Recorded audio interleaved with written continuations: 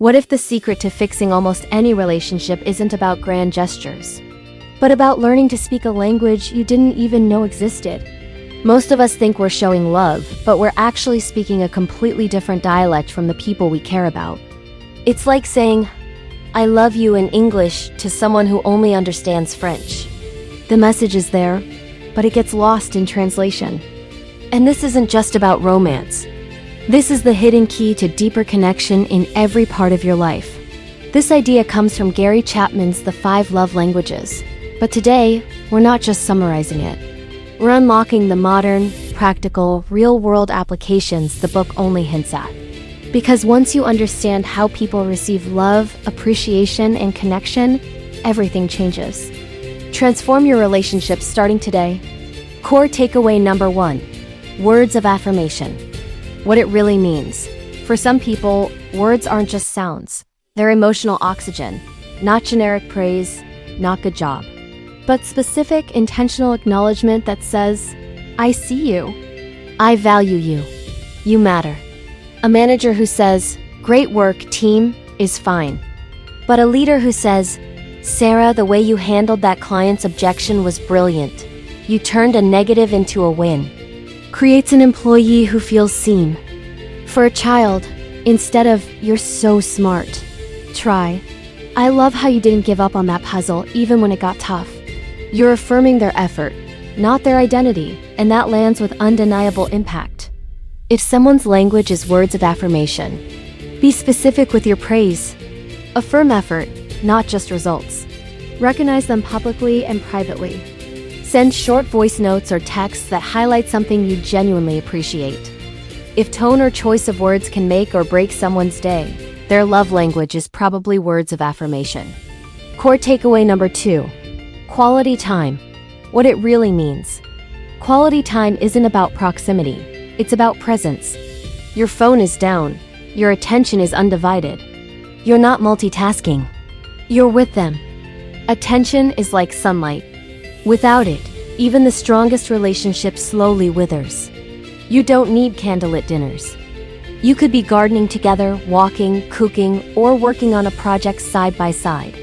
The shared experience, without pressure, is where connection deepens. For a friend going through something heavy, just sitting with them in silence can be an extremely powerful way to spend time.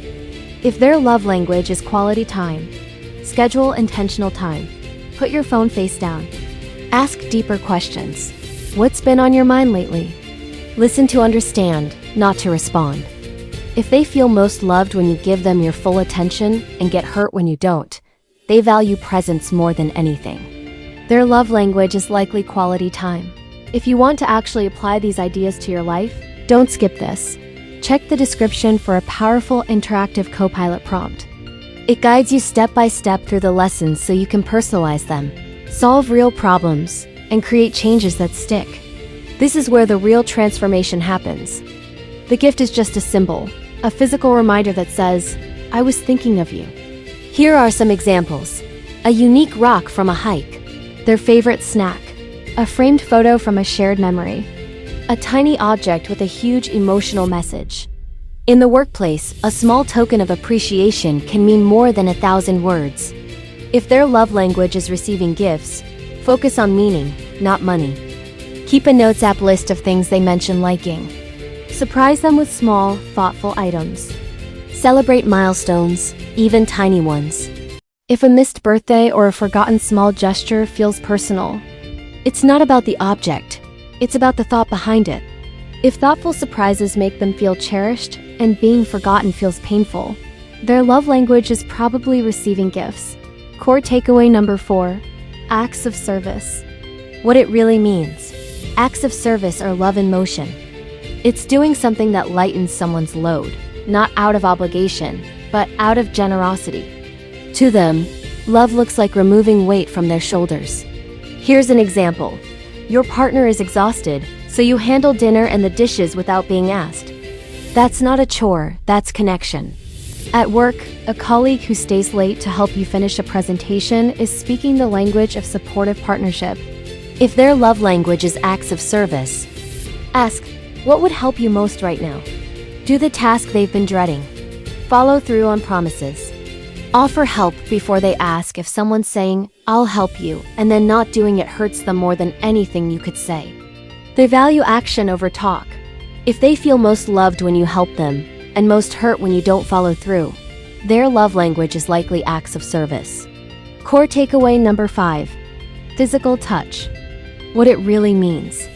Physical touch communicates safety, closeness, and grounding, and it's not just romantic. Some examples: a high five after a win, a comforting hand on a friend's shoulder, a warm hug that says, "I'm here."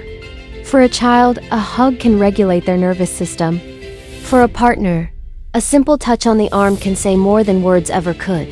If their love language is physical touch, be intentional and respectful. Match comfort levels. Use touch to reassure, not to demand. In leadership or coaching, appropriate touch builds trust. If a hug can calm their whole nervous system, and physical distance feels like emotional distance, touch is their emotional anchor. Their love language is probably physical touch. Core takeaway number 6. Love languages can change. Your love language isn't fixed. It shifts with seasons of life. After having a baby, someone who once needed quality time might suddenly crave acts of service. After a career setback, someone who loved words of affirmation might need physical touch, a simple hug to feel supported. So how do you apply this to your life? Revisit your love language during major life changes. Ask your partner or friend, what makes you feel loved right now? Treat love languages as an ongoing conversation, not a one-time quiz. Core takeaway number 7. Small actions create big change. Love languages aren't grand gestures. They're daily deposits, a compliment, 10 minutes of attention, a thoughtful text, a helpful action. These tiny moments create emotional safety, the foundation of every strong relationship. Why do these lessons matter? Here's the deeper truth. Most people aren't trying to hurt each other. They're trying to love each other, but in the wrong language. When you learn to speak someone's emotional dialect, trust deepens, conflicts shrink, communication becomes easier, connection becomes effortless. This is the surprising key to deeper connection. Love isn't about effort. It's about alignment. This was just a taste. If you want the full experience, grab the 5 Love Languages book through the link below. And don't forget to check out the rest of our deep dive series, where we explore many other books and uncover the life-changing insights they have to offer. Learning this framework is like being handed a secret decoder ring for the human heart. It gives you the power to make the people you care about feel truly, profoundly understood. Start today.